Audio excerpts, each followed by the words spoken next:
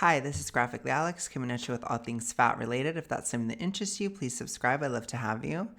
Today I wanted to go ahead and pop on and do a quick video updating about Anna O'Brien. As I told you guys, I follow her because I find her journey interesting. And she posted something today that I found pretty interesting, and I wanted to talk about it. So as you guys can see, she posted this short on YouTube, but it's also on Instagram, which is where I saw it. But it says, POV, you're at the doctor's appointment that will literally change your life. And she has a little post, and we're going to read the post together.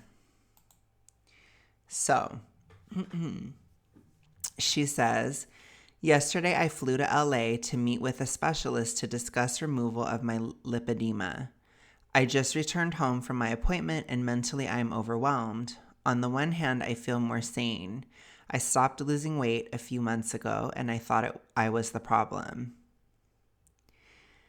I knew I had lipedema, but surely I still had normal fat I could lose, right? I must not be doing enough. The comments that have haunted me for years expanded their space in my brain. I'm just going to read through the whole thing and then I'm going to go through it again, okay? Quote, you're not working hard enough. Quote, you're eating too much. Quote, you're lying to yourself. Today I found I have spent the last few months beating myself up for no reason. According to my appointment, my lipedema is severe, and right now the majority of weight I have to lose is unburnable by my body. This means surgery, or rather multiple surgeries are needed. I knew surgery was in my future, but I wasn't prepared for this. It's been a lot to take in. I don't have any wise words today. I'm just trying to process what this means for me. Edit, I appreciate people want to be helpful, but I am not interested in alternative treatment options or doctor suggestions. I trust my care team. Okay. So, like I said, I feel like I have a lot to say. So I'm going to read it again, and I'm going to comment on it as I read it. So, this is what I thought when I first read it. Yesterday, I flew to LA to meet with a specialist to discuss removal of my lipedema. I thought, okay, sounds great. Super interesting. Would love to hear about it. I hope she does videos, etc. Those are like the thoughts that I had. Then she continues, I just returned home from my appointment and mentally I am overwhelmed. Okay. On one hand, I feel more sane. I stopped losing weight a few months ago and I thought I was the problem. So, this part right there, I was like, okay. So, to me, it's giving already a bit of, I want to say blame shifting or like a refusal of any accountability. So, I'm not saying that I know everything about lipedema. I don't.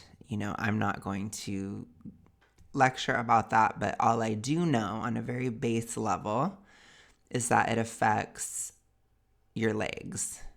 So upper body is different in terms of fat gain and loss.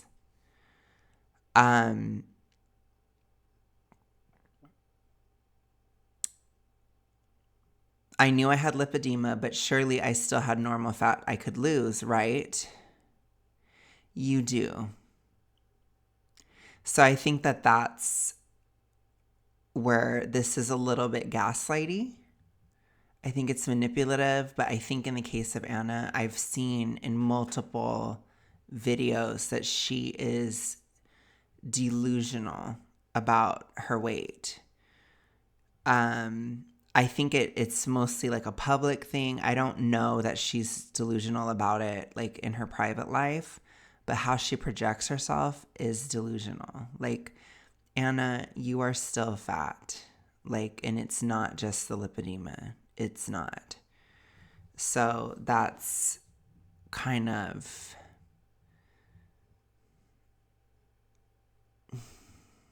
it's weird. I must not be doing enough. The comments that have haunted me for years expanded their space in my brain. So obviously it's like an attempt to shift blame, or it's an attempt to avoid accountability. It's an attempt to do all these different things. And to me, as somebody who is losing weight online publicly as well, I don't ever make these statements. I don't talk like this. So I feel like just the fact that you're writing this way, Anna, it does look like you're lying. Like it implicates yourself. I don't even know if you realize it. But to word it this way, to act like, well, I'm just so surprised. I just thought I could be doing more, but there's nothing I could do. You still have weight to lose up top. You do. We need to keep it real. Yes, you are going to have surgery for your legs, and I'm glad that you're going to, but I don't know that that's all the weight that you have left to lose. It could be majority, but majority could be 51%. There's still other weight to lose. And then the comments, quote, you're not working hard enough, quote, you're eating too much, quote, you're lying to yourself. So now those comments may be true. I would say the biggest one is probably you're eating too much. So that's probably what I think it is. That's what most people think it is. I also think that some of her food choices are not ideal. I've talked about it. She has a lot of like commercial protein products, that kind of stuff, which in my opinion, it's not that healthy. That's my opinion, take it for what it is. You can do whatever you want. I don't do it. I don't think it's satiating. I don't think it's helpful. And, I always tell people, whenever I make any dietary commentary, with all due respect, I have a pretty strong appetite in the sense that I do pretty well with satiety. I am not the kind of person where I can just be hungry all the time. I'm not that way. So I would never have those protein bars, those protein chips and all that stuff. I'd never have it. I don't think it's filling at all. I think you're going to be hungry. So you're just going to end up eating more. And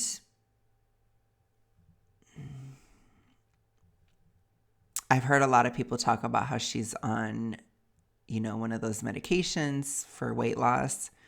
But at the end of the day, they're not a cure-all.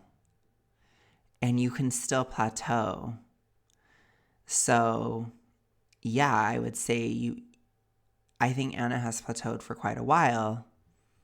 That's fine, but be honest about it. Talk about it. Like, whenever I talk to you guys about the fact that I'm in a plateau, you guys have to understand, and I try to let you guys know that I'm in the plateau a lot of times because I'm eating more. Now, that's not the case as far as April. I was eating slightly more, but it was very, very tiny. But I started going to the gym, and so it's more like body comp shifts and things like that are occurring. But I tell you guys, like over the winter, I tend to eat more over the winter or over the fall, especially. So it's like Christmas time, that time, I'm eating more. That's why I'm plateaued, right? I also swell. There's some swelling aspects. There's a lot of different aspects. But it's like I don't just say, hey, my weight is mysteriously not changing for who knows why. I don't do that. I tell you guys, if I'm eating more, I will tell you I am eating more. Like I literally told you guys in November, I'm eating a lot of calories every day. I'm gaining weight. I flat out said it. I said, in November, I was eating like 6,000 calories a day for like a month. Maybe a bit more, a bit less. But I was eating a lot in November. I was extremely hungry. And then I even had to question myself. Like, am I having a relapse moment? You know, like, what's going on? But then December came and my hunger died. It went away. And then I was fine. And then you guys know the rest. You know, I went back down to my lowest, and now I'm lower than my lowest. But I've been plateaued since late March because I started going to the gym. And then I lose, but I do lose slower. And I think part of it is because I weigh less. So I don't know that I'm going to be losing drastically a lot of weight this year, you know, super quick or whatever, because I'm getting to a point where my body has never been this weight. You know, like if I get into 80s, I never have been there. So I would expect my body to go a little slower, I guess, because it's kind of like uncharted territory. But maybe it won't. Maybe it'll be fine. But as far as my caloric deficit and what I'm doing, it's at my limit. Like, I'm not lowering it anymore than what I'm doing. I'm going to the gym. I'm going to ride it out the way it is. But I can just say that. Like tonight, I had to eat a little bit more. You know, but I've been working a lot. I was walking a lot. And I'm like, I need to eat a little bit more. But post-gym, I'm still going to be in a deficit. I'm almost always in a deficit. So it's like, I tell you guys, I keep it real. I don't feel like she does that. She doesn't say enough to be like, this is what I'm doing, but I'm mysteriously not losing weight. You know, just be honest. Just say that you're eating more. It's okay. Like, I think if we're going to have people do weight loss journeys, people need to be honest about the fact that they're eating more. You know, I think that would really help, because I don't appreciate how fat acceptance uses these narratives to try to assert that weight loss is somehow impossible. It's okay if you're hungrier and you need to take a pause.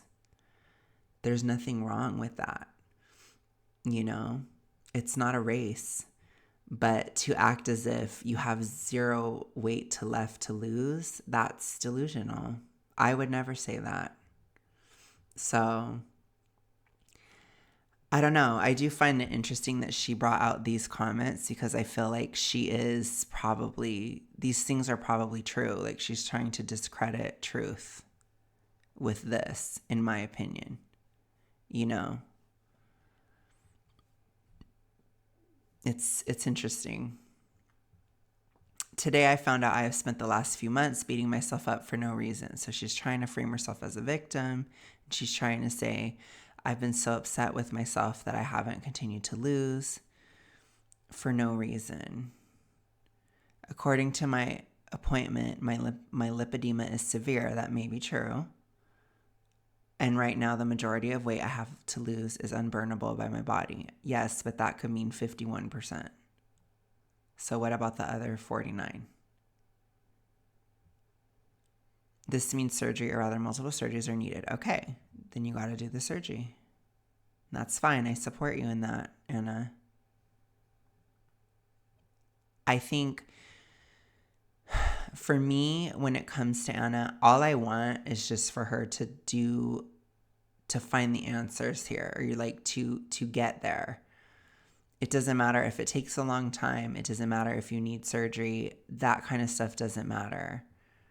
As far as this last part, I appreciate people who want to be helpful, but I am not interested in alternative treatment options or doctor suggestions. I trust my care team.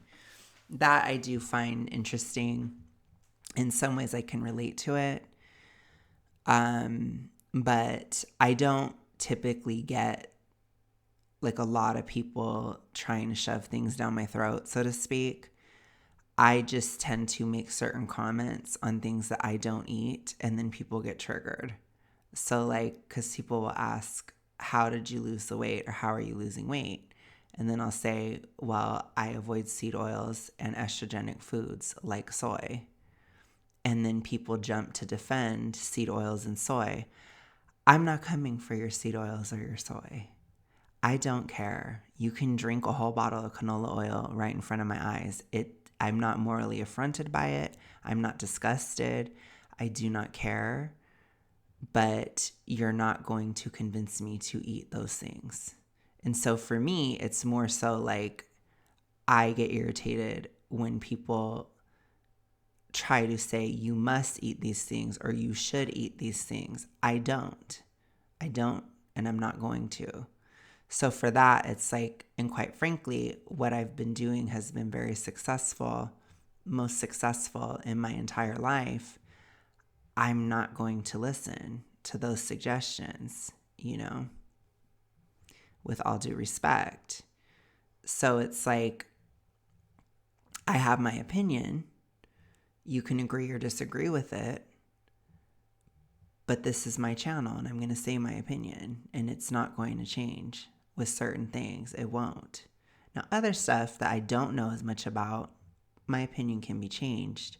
But as far as that for a hypothyroid thing, no, honey.